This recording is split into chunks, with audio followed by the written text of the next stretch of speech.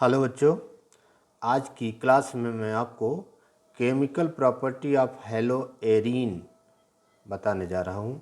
Chemical property of hello arene, जैसा कि आप जानते हैं कि हैलोजन X होता है और X की जगह पर हम Cl, Br, I यानी क्लोरीन, ब्रोमीन, आयोडीन हम अटैच कर सकते हैं। फ्लोरीन को अटैच नहीं करेंगे। कहाँ? यहाँ, यानी फ्लोरीन को हम नहीं यूज करेंगे because this is the very reactive element and having the some different property from other halogen. So this halogen when attach to the benzene ring, जब ये हेलोजन किससे अटैच हो? बेंजीन रिंग से attach हो तो उसको क्या बोलते हैं? Hello benzene. हेलो क्यों बोल रहे हैं, हैलाइड क्यों नहीं बोल रहे हैं?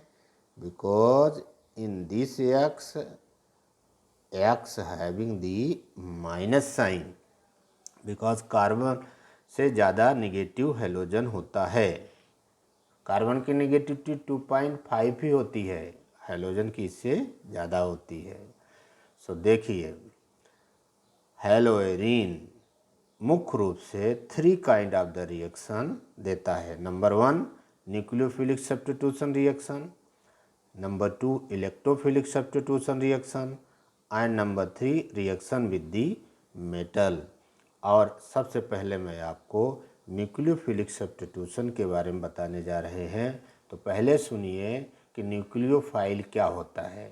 यानी those reagent having the electron density in the form of the negative sign or lone pair of electrons is known as nucleophile.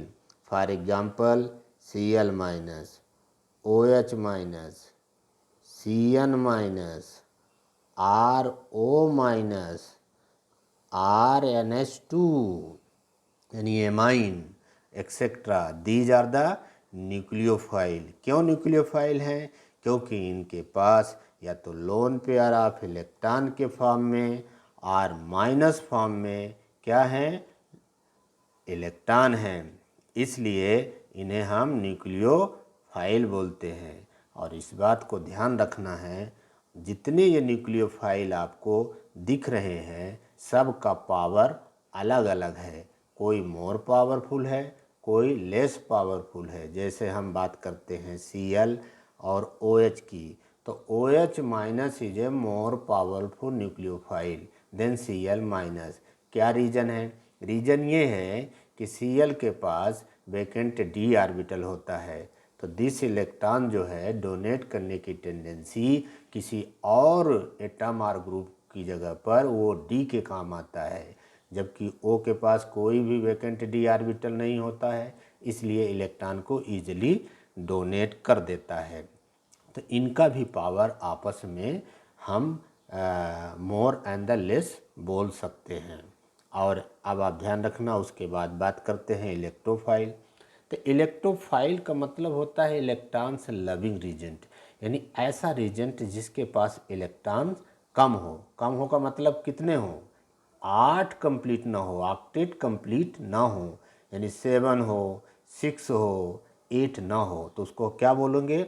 Electrophile बोलेंगे। और during the reaction this electrophile कहाँ पर अटैक करेगा? जहाँ पर इलेक्ट्रॉन डेंसिटी होगी। अब हम कुछ एग्जाम्पल आपको बता रहे हैं इलेक्ट्रोफाइल के। This is the nitronium, this is the electrophile. CH3 and the plus, this is also electrophile. And NO plus nitrosilium, this is the electrophile. Cl plus, this is the electrophile. And the CH3 and the CO plus, है ना, this plus charge is on carbon atom। तो ये सब क्या हैं? Electrophile हैं, यानी कि वो इलेक्ट्रॉन चाहिए। एंड ड्यूरिंग द रिएक्शन ये ऐसी जगह पर अटैक करेंगे जहाँ पर इलेक्ट्रॉन डेंसिटी होगी। जैसे हम इसको ऐसे समझ सकते हैं कि मान लीजिए एक बच्चे को ज़रूरत है पेन की या कॉपी की, तो मेडिकल स्टोर में नहीं जाएगा, वो कहाँ जाएगा? स्टेशनरी की शॉप पर जाएगा, क्योंकि उसको मालूम है जो उसकी ज़रूरत है वह स्टेशनरी की शॉप पर जो है पूरी होगी, मेडिकल स्टोर पर पूरी नहीं होगी, किराना स्टोर पर पूरी नहीं होगी, कपड़ा मार्केट में पूरी नहीं होगी। बिल्कुल ऐसा ही आप समझ सकते हो। फिर थर्ड नंबर में रिएक्शन विथ मेटल है, तो हम इसको आगे फर्दर डिटेल बताएंगे। अब हम आगे बढ़ते हैं, देख लीजिए। सबसे पहले हम आपको ये बताते हैं reason for the less reactivity of the chlorobenzene. थोड़ा सा हम आपको बता दें कि जब हम क्लोरोबेंजीन एंड हेलो एल्केन यानी methyl chloride, ethyl chloride, bromide, iodide, इनके दोनों के बीच कंपेयर करते हैं, क्या रिएक्टिविटी है ना, रिएक्टिविटी का कंपेयर करते हैं, तो हम ये पाते हैं कि क्लोरोबेंजीन का जो रिएक्टिविटी है वह हेलो एल्केन से कम है। तो क्यों कम है उसका पहला रीज़न आप देख लीजिए, रेजोनेंस इफेक्ट। अब हम आपको बताते हैं रेजोनेंस क्या है।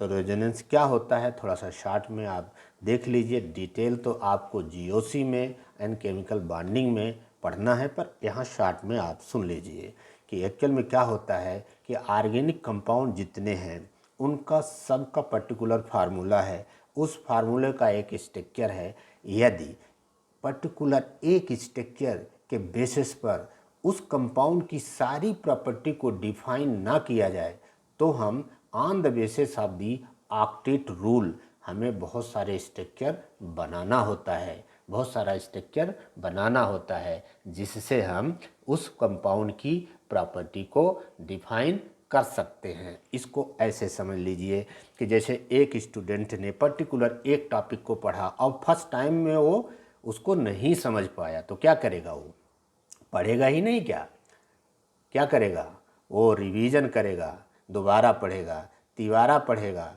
चौथी बार भी पढ़ेगा, है ना कभी तो उसको याद हो ही जाएगा ना।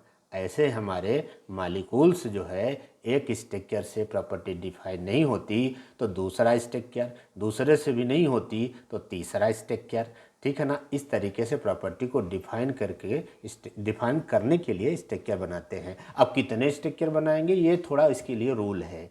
पाई इलेक्ट्रॉन कितने हैं, उनकी position, lone pair pi electron, positive charge pi electron के बीच क्या है, जीओसी में आप डिटेल पढ़ेंगे।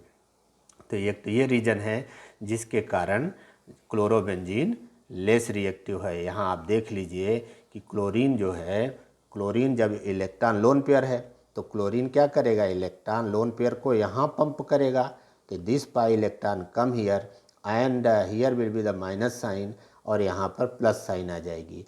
उसके बाद ये माइनस साइन, ये इलेक्ट्रॉन कहाँ जाएगा, यहाँ ट्रांसफ़र होगा, यहाँ ट्रांसफ़र होगा, तो this pi electron shifted here, ये देखिए माइनस साइन यहाँ आ गई, ठीक है ना। इस तरीके से फर्दर इलेक्ट्रॉन डीलोकलाइज होता रहेगा और फाइनली जो है दिस इलेक्ट्रॉन कम हियर, और ऐसा होने के बाद जो है हमें ये वाला स्ट्रक्चर प्राप्त होगा। कौन सा वाला, ये आपके सामने हमने स्ट्रक्चर ये लिख दिया, ये क्लोरोबेंजीन है।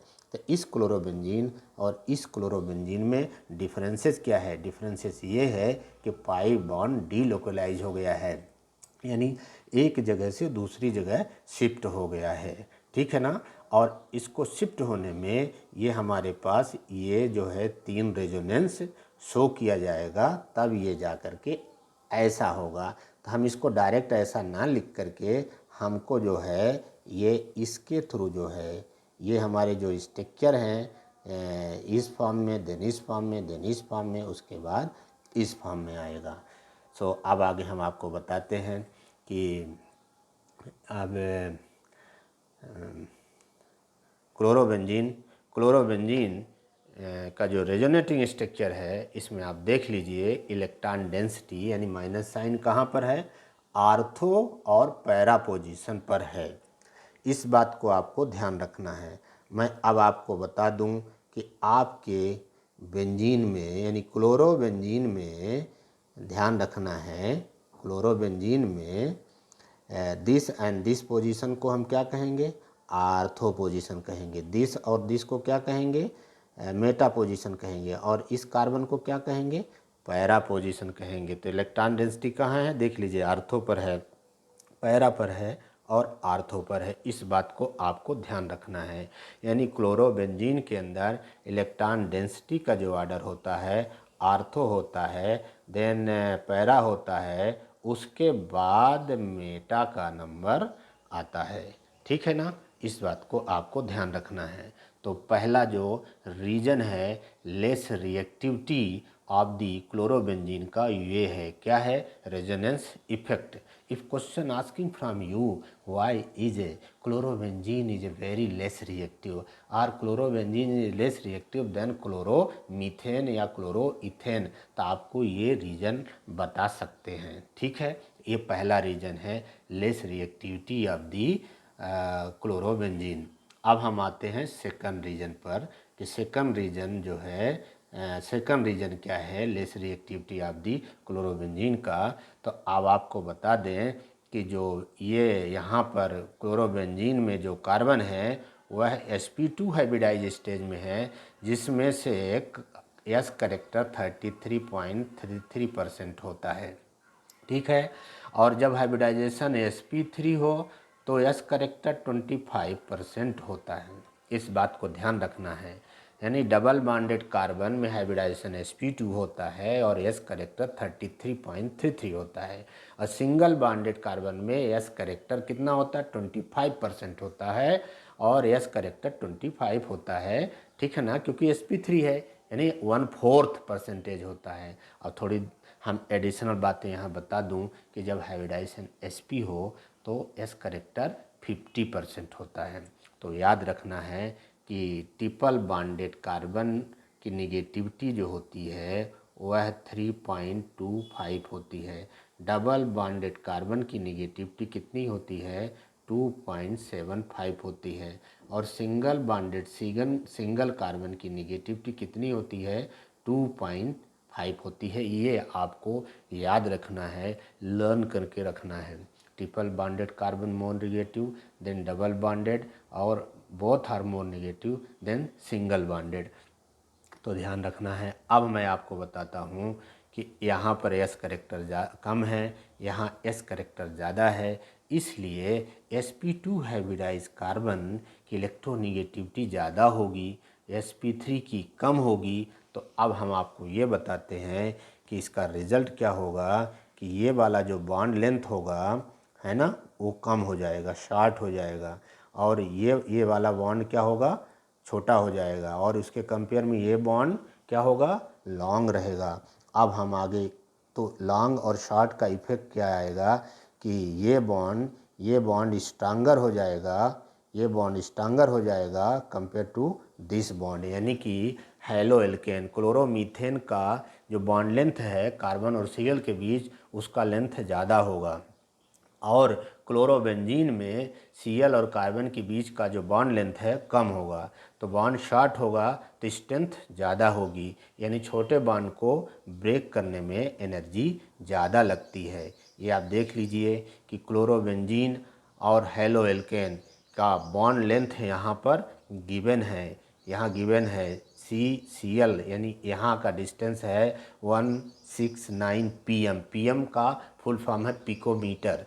ठीक है, और यहाँ Cl और एलिफेटिक कार्बन के बीच का डिस्टेंस कितना है, 177 pm है। ठीक है ना, तो ध्यान रखना, greater difficulty is breaking a stronger CX bond, यानी इसको ब्रेक करने में हमें एनर्जी ज़्यादा लगेगी, इसको ब्रेक करने में एनर्जी कम लगेगी। यह भी एक रीज़न है why is chlorobenzene more stable than chloromethane और क्लोरोइथेन। अब हम आगे बढ़ते हैं। Third reason for the less reactivity of the chlorobenzene, ये आपके सामने स्क्रीन पर आ गया है रीजन। तो रीजन देख लीजिए कि instability of the phenyl cation, जब क्लोरीन से जुड़ा हुआ कार्बन का बॉन्ड पेयर क्लोरीन लेकर के अलग हो जाए तो उस कार्बन पर प्लस साइन आ जाती है, उसको हम क्या बोलते हैं, फिनाइल केटायन। याद रखना, फिनाइल जो केटायन होता है वह क्या होता है, अनस्टेबल होता है, अनस्टेबल होता है। ठीक है ना, और इस तो स्टेबिलिटी के लिए वो क्या करेगा, it will show the resonance, displace करेगा इलेक्ट्रॉन को और रेजोनेंस को शो करेगा। जब रेजोनेंस को शो करेगा तो बिकम द मोर स्टेबल, क्योंकि जैसे जैसे रेजोनेंस शो होता है और एनर्जी जो है दैट मालिक्यूल्स क्या करता है, लूज करता है, तो फाइनली लेस एनर्जेटिक हो जाता है। जब लेस एनर्जेटिक हो जाएगा तो लेस रिएक्टिव भी हो जाएगा, यानी कि मोर स्टेबल हो जाएगा। इस बात को आपको ध्यान रखना। इसलिए दैट कार्बोकेटाइन क्या करता है, SN1 रिएक्शन को अंडरगोज नहीं करता, क्योंकि वो अपने को रेजोनेंस में ही इन्वॉल्व कर लेगा। ठीक है ना, उसका फोकस किधर रहेगा, रेजोनेंस की तरफ रहेगा, है ना, क्योंकि उसको स्टेबिलिटी चाहिए। बिकॉज फिनाइल जो केटायन है that is a very unstable. तो this is the third reason behind the less reactivity of the chlorobenzene. तो आपको केयरफुली रीड करना है, समझना है और लर्न करना है। अब हम अगला रीजन आपको बताते हैं कि why is a chlorobenzene less reactive than chloromethane और क्लोरोइथेन। ध्यान रखना कि जब भी nucleophile in place of the chlorine benzene के कार्बन से जुड़ता है, तो देख लीजिए कि एक तो बेंजीन की साइज है, बेंजीन के पास पाई इलेक्ट्रॉन है और क्लोरीन के पास 3 लोन पेयर ऑफ इलेक्ट्रॉन है। देख लीजिए क्लोरीन के पास कितने लोन पेयर ऑफ इलेक्ट्रॉन है, 3 पेयर हैं। और याद रखना लोन पेयर ऑफ इलेक्ट्रॉन जो है ज़्यादा स्पेस को ऑक्यूपाइड करता है, ज़्यादा स्पेस को ऑक्यूपाइड करता है। इसलिए जब न्यूक्लियोफाइल अटैक करेगा बेंजीन रिंग के उस कार्बन से जहाँ पर Cl है, तो ये लोन पेयर क्या करेंगे, उसको रिपल करेंगे। क्या करेंगे, रिपल करेंगे, रिपल्सन करेंगे कि क्यों आ रहे हो। ठीक है ना, बिल्कुल इस तरीके से। तो यह भी रीजन है कि क्लोरोबेंजीन लेस रिएक्टिव हो जाता है ना, देन क्लोरो मीथेन या क्लोरोइथेन, क्लोरोप्रोपेन। इस बात को आपको ध्यान से समझना है, पढ़ना है और आंसर लिखना है। अब हम आगे थोड़ा सा हम बात कर लें ortho and para directing group की। तो जैसा कि ऊपर इस वीडियो लेक्चर में आपने देखा है कि जब क्लोरोबेंजीन का रेजोनेंस होता है तो आर्थो और पैरा पोजीशन पर, क्लोरोबेंजीन के आर्थो एंड पैरा पोजीशन पर क्या होता है, इलेक्ट्रॉन डेंसिटी ज़्यादा हो जाती है। जैसा कि अभी आपने देखा था, यहाँ डेंसिटी ज़्यादा हो जाती है, फिर यहाँ हो जाती है और यहाँ हो जाती है। तो क्लोरोबेंजीन क्या है, इलेक्ट्रोफाइल के लिए act as a ortho and para directing group, है ना, ortho and para directing group है। जैसे मान लीजिए Cl+ है, यह बेंजीन रिंग से जुड़ना चाहता है, तो ये Cl क्या करेगा, इस Cl को क्या डायरेक्ट करेगा, आर्थो और पैरा पोजीशन पर, मेटा पर नहीं जाएगा, क्योंकि इसके अंदर जो इलेक्ट्रॉन डेंसिटी है आर्थो पर सबसे ज़्यादा है, फिर पैरा पर है, फिर कहाँ पर है, मेटा पर है। और इसको क्या चाहिए, इलेक्ट्रॉन चाहिए। इसलिए वो ऐसी जगह पर Cl+ जुड़ेगा जहाँ पर बेंजीन रिंग में इलेक्ट्रॉन डेंसिटी ज़्यादा होगी, इसलिए यहाँ पर नहीं जुड़ेगा और यहाँ पर भी नहीं जुड़ेगा, या तो यहाँ जुड़ेगा या तो यहाँ जुड़ेगा। ठीक है ना, इस बात को आपको ध्यान रखना है। अब आर्थो होगा कि पैरा होगा, ये जुड़ने की एक कंडीशन यहाँ भी है, क्योंकि वो कौन सी कंडीशन है, स्टेरिक इफेक्ट। ठीक है ना, जो इलेक्ट्रोफाइल्स जो है रिएक्शन करना चाह रहा है क्लोरोबेंजीन की, उसकी साइज क्या है। यदि उसकी पर्टिकुलर साइज बड़ी होगी तो स्टेरिक हिंड्रेंस यहाँ ज़्यादा होगा, उसलिए पैरा को प्रेफर करेगा। यदि साइज छोटी होगी तो वो क्या करेगा, आर्थो को जो है प्रेफर करेगा। और इस तरीके से पैरा जो सब्स्टिट्यूटेड प्रोडक्ट होगा वो मेजर होगा और आर्थो माइनर होगा। Detail about the ortho and para directing के बारे में आप हमारे लेक्चर नंबर 9 में जा कर के अध्ययन करोगे, पढ़ोगे, तो आपको अच्छे से समझ में आएगा। अब हम आगे बढ़ते हैं। अब यहाँ आप देख लिए न्यूक्लियोफिलिक सब्स्टिट्यूशन रिएक्शन के बारे में बात करते हैं। जैसा कि अभी आप ऊपर वीडियो लेक्चर में देखा है कि chlorobenzene is a very stable, यानी बहुत कम रिएक्शन करता है। तो ऐसा भी नहीं है कि बिल्कुल ही रिएक्शन नहीं करता है। ठीक है ना, बिल्कुल ही रिएक्शन नहीं करता है। ठीक है ना, अंडर द ड्रास्टिक कंडीशन, कुछ स्पेशल कंडीशन जब हम जो है क्रिएट करते हैं तो क्लोरोबेंजीन रिएक्शन करता है। इसका हम एक एग्जाम्पल आपके सामने यहाँ पर देख लीजिए कि chlorobenzene can be converted into the phenol under drastic condition. Drastic condition क्या है, ये आपके सामने है ड्रास्टिक कंडीशन, ठीक है ना। 623 केल्विन एंड 300 एटमॉस्फेरिक प्रेशर। इस कंडीशन में chlorobenzene react to the NaOH and form the phenol. Actual में बीच में एक स्टेप और होता है, सोडियम फिनॉक्साइड बनता है जिसकी जिसको हम HCl से रिएक्शन करेंगे, यानी HCl से तो NaCl बाहर हो जाएगा और हमें फिनाल प्राप्त हो जाएगा। अब यहाँ देख लीजिए, एक चीज़ यहाँ पर क्लियर कर दूँ आपको जो बहुत इम्पॉर्टेंट है। यहाँ पर OH पर माइनस साइन है और यहाँ पर Cl पर भी माइनस साइन है, बोथ आर द न्यूक्लियोफाइल। तो Cl के को OH ने कैसे रिप्लेस कर दिया उसके बारे में थोड़ा सा हम डिस्कस कर लें। एक्चुअली में Cl जो है न्यूक्लियोफाइल तो है लेकिन लेस पावरफुल है। क्यों है?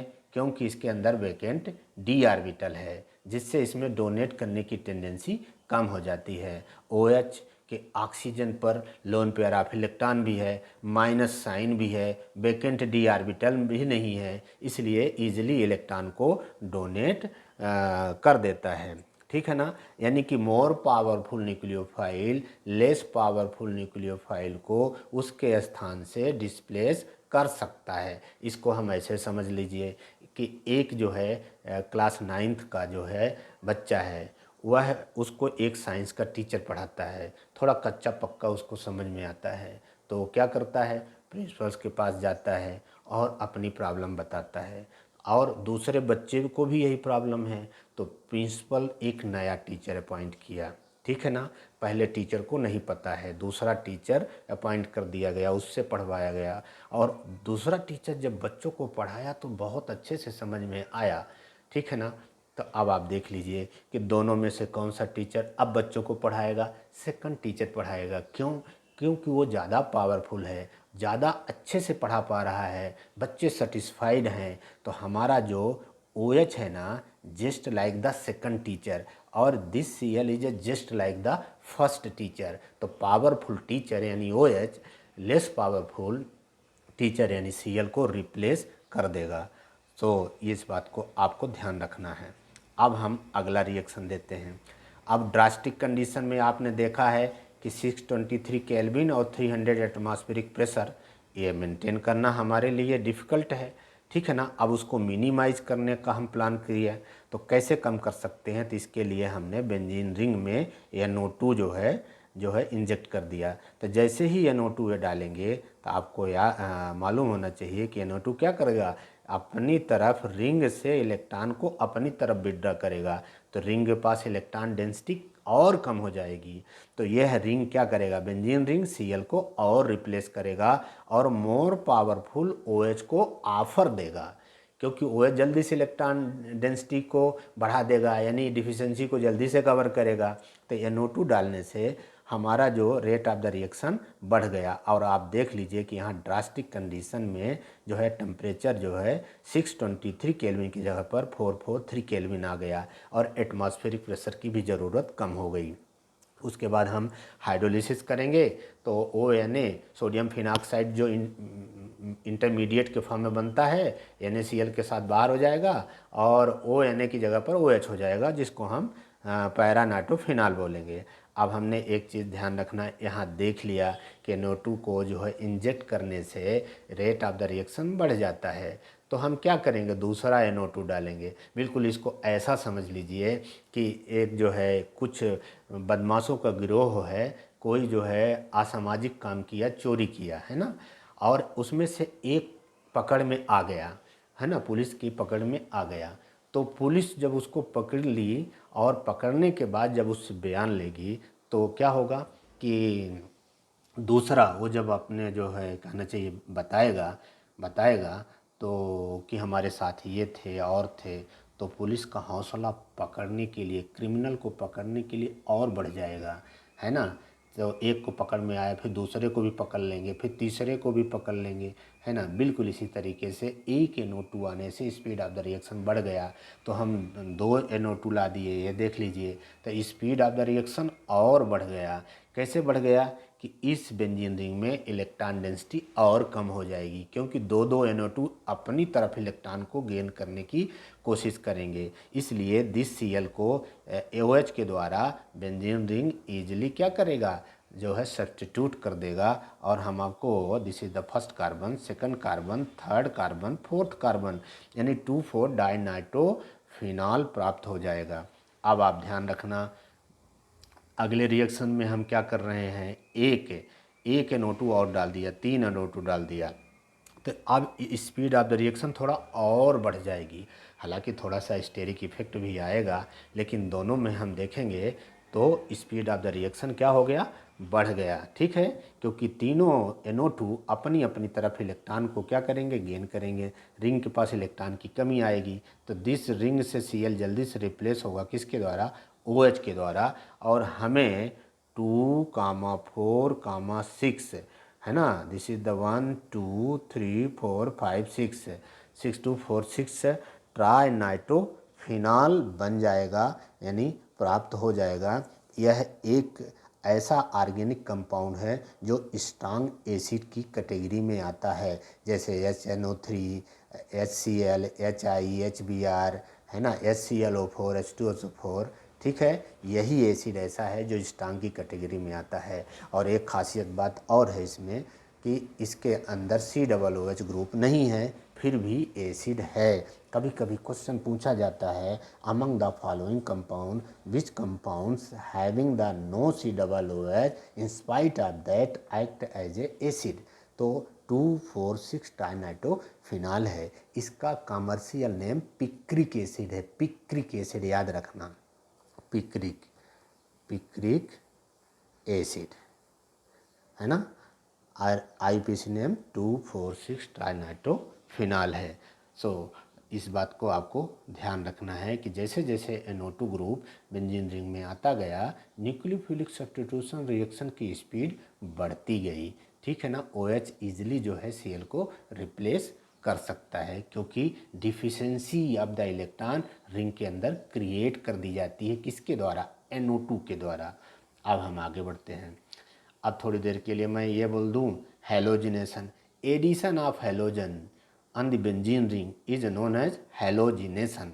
अब आपको ध्यान रखना है यहाँ कि this FeCl3 react to this one produce the chlorinium ion, that chlorinium ion comes here and there para on the ortho position, क्योंकि आर्थो पोजीशन पर स्टेरिक इफेक्ट होगा, इसलिए मोस्ट ऑफ द Cl कहाँ जाएगा, पैरा पोजीशन पर जाएगा, और 1,4 dichlorobenzene बनेगा, जो मेजर होगा। मेजर का मतलब ज़्यादा क्वांटिटी में बनेगा, और ये प्रोडक्ट कम क्वांटिटी में बनेगा, क्योंकि यहाँ पर Cl पहले से प्रेजेंट है, तो स्टेरिक इफेक्ट जो है यहाँ पर जो है प्रेजेंट होगा, यानी फोर्स ऑफ द रिपल्सन होगा।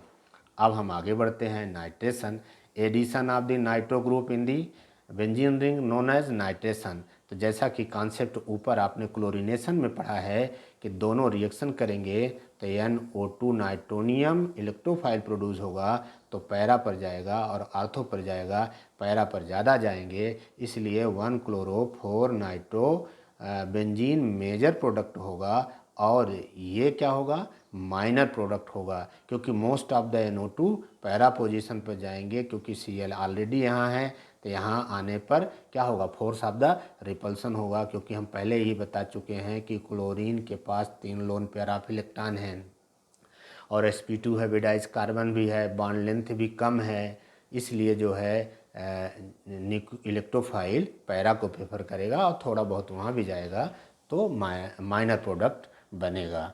और आगे हम सल्फोनेशन की बात करते हैं, एडिशन ऑफ सल्फोनिक एसिड, ये जो है H2SO4 है, तो SO3H पैरा पोजीशन और आर्थो पोजीशन से रिएक्शन करेगा। यहाँ भी वही कॉन्सेप्ट है, स्टेरिक इफेक्ट यहाँ पर होगा, इसलिए मोस्ट ऑफ द SO3H कहाँ जाएंगे, पैरा पोजीशन पर जाएंगे फ्रॉम H2SO4, और लेस में यहाँ जाएंगे। अब इस बार याद रखना कि ये जो SO3H ग्रुप है, ये सीनियर फंक्शनल ग्रुप है, तो नंबरिंग यहाँ से स्टार्ट होगा। This will be the first, second, third and the fourth, इसलिए क्या नाम होगा 4 क्लोरो बेंजीन सल्फोनिक एसिड। और इसका क्या नाम हो जाएगा 2 क्लोरो बेंजीन सल्फोनिक एसिड। ये माइनर होगा, ये मेजर होगा, because of the steric effect present here on the ortho position of the chloro benzene, that is why most of the SO3H goes to the para position. अब हम इसके बाद आगे बढ़ते हैं और देखते हैं फ्रीडल क्राफ्ट रिएक्शन। तो याद रखना है, जब हम CH3Cl का रिएक्शन कंसनट्रेटेड H2SO4 से कराते हैं, सॉरी यहाँ पर